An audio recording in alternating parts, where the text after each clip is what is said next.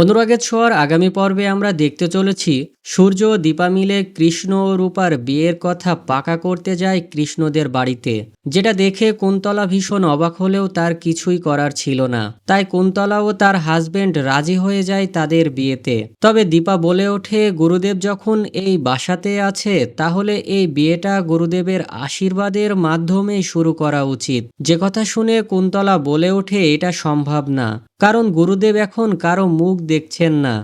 এক পর্যায়ে কৃষ্ণ জোর করে দেখার চেষ্টা করে গুরুদেব কোথায় আছে, কিন্তু সোনা কৃষ্ণর পথ আটকায় এবং বলে গুরুদেব এ বাড়ির বংশধরের কথা চিন্তা করেই ব্রত পালন করছেন, কারণ আমি মা হতে চলেছি।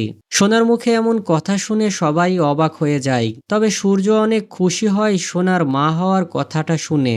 সূর্য এটাও বলে এমন সময় মেয়েদের তার বাবার বাড়িতে থাকা উচিত। তখন কুন্তলা বলে ওঠে, সেটা সম্ভব না, কারণ আমি চাই না অমন অস্বস্তিকর পরিবেশে আমার বেটার বউ সেখানে যাক, আর সোনা নিজেও এটা চাইবে না।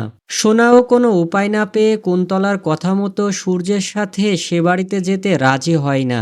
এমনকি কৃষ্ণ আর রূপার বিয়ে ঠিক হয়ে যাওয়ার কারণে রূপাকেও সেখান থেকে চলে যেতে হয়, যার জন্য দীপা অনেক চিন্তিত থাকে। তবে কৃষ্ণ এসে সবাইকে আশ্বাস দেয় সে নিজে সোনার খেয়াল রাখবে, তাই কোনো চিন্তা না করতে।